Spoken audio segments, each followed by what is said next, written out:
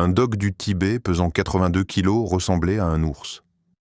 Les parents remarquaient un comportement étrange chaque fois que leur bébé était dehors. Ils pensaient que le chien était protecteur. Puis, ils ont installé une caméra. Ce qu'ils ont découvert se produisant chaque jour les a laissés sans voix. Avant de regarder, n'oubliez pas d'aimer et de vous abonner pour ne pas manquer une autre histoire touchante comme celle-ci. Et écrivez dans les commentaires d'où vous regardez et quelle heure il est chez vous. Sarah, réveille-toi tout de suite. Michael secoua l'épaule de sa femme à 15h17, son téléphone serré dans sa main, le visage pâle. Quoi ? Qu'est-ce qui ne va pas ? Sarah se redressa brusquement. C'est Emma ? Regarde la caméra du jardin, dit Michael en lui tendant son téléphone. Regarde ce qui vient de se passer. Sarah saisit le téléphone, le cœur battant. Sur l'écran, leur fille Emma, âgée de 9 mois, était assise dans l'herbe, complètement indemne. Et debout au-dessus d'elle, ses 4 pattes massives positionnées autour d'elle comme des piliers, se trouvait leur dog du Tibet, Cora. Mais ce qui coupa le souffle à Sarah, c'est ce qu'elle vit dans le coin de l'image. Le berger allemand de leur voisin, Rex, s'enfuyant de la clôture. « Oh mon Dieu !» murmura Sarah. « Est-ce qu'il est entré ? Rex est entré dans notre jardin ? » « Regarde !» dit Michael en rembobinant la vidéo. Mais pour comprendre ce qu'il voyait, et pourquoi un chien de 82 kilos qui ressemblait à un ours venait de sauver la vie de leur fille, nous devons revenir 2 semaines en arrière. Tout a commencé avec la clôture. Sarah et Michael avaient remarqué le problème il y a 1 mois.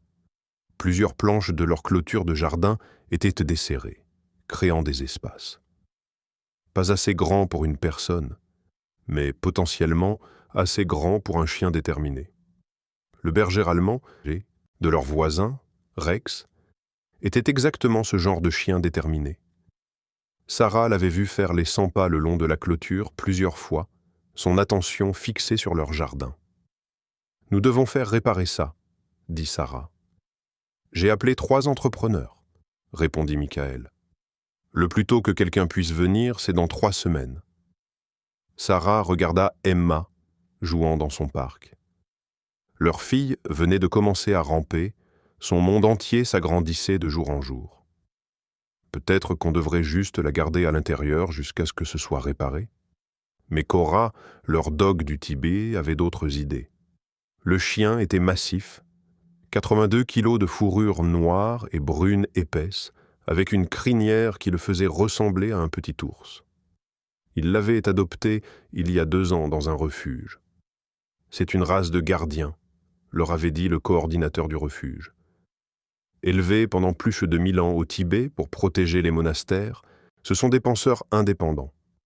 Ils prendront leurs propres décisions sur ce qui doit être protégé. La première fois que Sarah remarqua le comportement, elle pensa que c'était une coïncidence. Emma était dans son parc dans le jardin. Cora était allongée à l'ombre.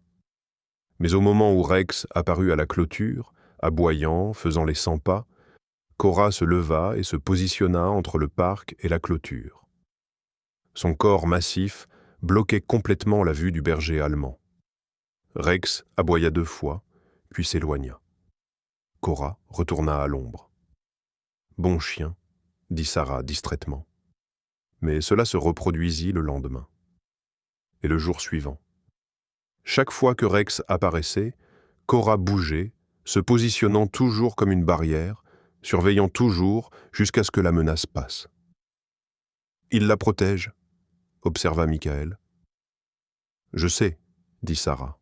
« Mais c'est presque comme s'il calculait, comme s'il savait exactement où se placer. » « Peut-être qu'on devrait installer la caméra, » suggéra Michael, « juste pour voir ce qui se passe quand on ne regarde pas. » Ils installèrent une caméra face au jardin le lendemain matin. Cet après-midi-là, Sarah amena Emma dehors. Emma devenait plus audacieuse chaque jour, progressant du ramper à se tirer sur les meubles. Sarah la posa sur une couverture et rentra chercher des jouets. Elle fut absente peut-être 30 secondes. Quand elle revint, Emma avait rampé hors de la couverture et se dirigeait vers la clôture, vers l'espace où les planches étaient redesserrées. Le cœur de Sarah bondit. « Emma, non !» Mais Cora bougeait déjà. Le chien massif se plaça directement sur le chemin d'Emma, son corps formant un mur impénétrable. Emma se heurta à sa patte avant et s'arrêta, levant les yeux. Elle tendit les bras, attrapant des poignées de l'épaisse fourrure de Cora. Au lieu de ramper autour de lui, Emma se tira vers le haut en utilisant la fourrure de Cora. Ses petites mains agrippant le pelage épais, ses jambes poussant contre sa patte solide, jusqu'à ce qu'elle soit debout, chancelante mais debout. Cora ne bougea pas, ne déplaça pas son poids, resta juste là, patient et immobile. Emma rit, ravie de sa nouvelle hauteur, complètement inconsciente qu'elle se dirigeait vers le danger. « Michael » appela Sarah, « viens voir ça. » Ce soir-là, ils examinèrent les images de la caméra. Les 30 secondes pendant lesquelles Sarah était à l'intérieur, Emma avait immédiatement commencé à ramper vers la clôture, et Cora s'était positionnée pour bloquer son chemin, avant même que Sarah ne revienne dehors. « Il savait, » dit Michael. Il savait qu'elle se dirigeait vers un endroit où elle ne devrait pas aller. Au cours de la semaine suivante, le schéma devint clair. Quand Emma rampait vers la clôture, Cora bloquait. Quand Emma rampait vers les buissons épineux, Cora bloquait. Quand Emma rampait vers l'allée, distance à pierre, Cora bloquait. Il ne la guidait jamais brutalement, n'aboyait ni ne grognait jamais. Déplaçait simplement son corps massif en position, créant une barrière douce mais inamovible. Et Emma apprenait rapidement. Au 5e jour, quand Emma voyait quelque chose près de la clôture, elle s'arrêtait et cherchait Cora. Si Cora bougeait pour bloquer, Emma changeait de direction.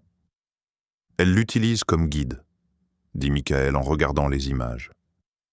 Elle a compris que s'il bouge, cela signifie « ne va pas là ». Mais Emma avait aussi compris autre chose. Quand elle était fatiguée ou quand un bruit fort la surprenait, elle rampait directement vers Cora. Elle se positionnait entre ses pattes, avant, ce minuscule bébé niché entre les piliers d'un chien de 82 kilos, et s'asseyait là, complètement protégée. Cora restait parfaitement immobile, créant ce que Sarah commença à appeler la forteresse. « Regarde son visage », dit Sarah en pointant l'écran. Emma, assise entre les pattes de Cora, avait l'air complètement calme, en sécurité. Elle sait qu'il la protégera. Puis vint le jour où tout changea. C'était un mardi après-midi. Sarah était à l'intérieur en train de préparer le déjeuner. Emma était dans le jardin. La caméra tournait. Michael était au travail quand son téléphone vibra avec une alerte de mouvement. Il ouvrit l'application, s'attendant à voir un oiseau ou un écureuil. Au lieu de cela, il vit Rex. Le berger allemand avait trouvé l'espace dans la clôture. Il était dans leur jardin. Le sang de Michael se glaça. Il appela Sarah, mais elle ne répondit pas. Téléphone en mode silencieux dans la cuisine. Sur la caméra, il regarda Rex s'approcher d'Emma. Le berger allemand n'était pas amical. Son langage corporel était agressif, oreilles en arrière, poils hérissés, tête baissée. Emma le vit et commença à pleurer. Puis Cora bougea. Michael n'avait jamais vu le dog du Tibet bouger aussi vite. Une seconde, Cora était allongée à l'ombre. La suivante, il était debout au-dessus d'Emma, ses 4 pattes positionnées autour d'elle, son corps massif créant une barrière complète entre le bébé et la menace. Rex s'arrêta, ses aboiements faiblissant. Cora n'aboya pas, ne bondit pas, resta juste là, mais sa taille seule suffisait. À 82 kilos, avec sa crinière épaisse et ses traits d'ours, Cora semblait absolument massif comparé au berger allemand de 34 kilos. Le son qui sortit de la poitrine de Cora, un grondement profond et résonnant, rendait le message très clair. Approche-toi et vois ce qui se passe.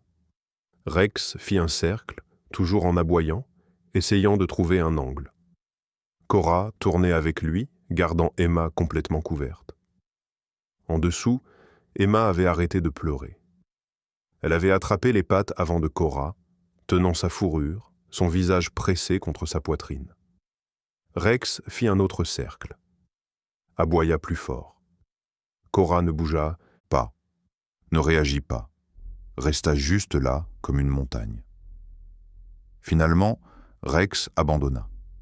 Il recula, se retourna et courut à travers l'espace dans la clôture. Ce n'est qu'alors que Cora baissa la tête pour renifler Emma, la vérifiant. Emma leva les yeux vers lui et sourit. Michael était déjà dans sa voiture, rappelant Sarah. « Sarah, va voir Emma tout de suite. » Rex est entré dans le jardin. Sarah laissa tomber le téléphone et courut dehors. Elle trouva Emma assise dans l'herbe, jouant avec ses jouets. Cora était allongée à côté d'elle, assez près pour la toucher, ses yeux scrutant la ligne de clôture. « Emma. » Sarah prit sa fille dans ses bras, la vérifiant. Pas de griffure, pas de morsure, rien. Quand Michael rentra à la maison, ils s'assirent ensemble et regardèrent les images. Ils regardèrent Rex entrer dans le jardin avec une intention agressive claire. Regardèrent Cora interceptée en quelques secondes. Regardèrent la confrontation, le corps massif de Cora, une forteresse impénétrable, Emma en sécurité en dessous de lui. Sarah pleurait à la fin. Il l'a sauvée, Michael, il lui a sauvé la vie. « Regarde », dit Michael en rembobinant vers un moment qu'ils avaient de presque manqué. Juste après que Cora se soit positionnée au-dessus d'Emma, juste quand elle avait attrapé ses pattes, le visage d'Emma changea, de effrayé à calme, de pleurs au silence, parce qu'elle savait qu'elle était en sécurité. « Elle lui fait confiance », murmura Sarah. Ils passèrent en revue 2 semaines d'images. Cora, bloquant Emma des dangers, un nid de guêpes près de la clôture, un rocher pointu dans l'herbe, un sol inégal. Emma apprenant à lire les signaux de Cora, changeant de direction quand il bougeait.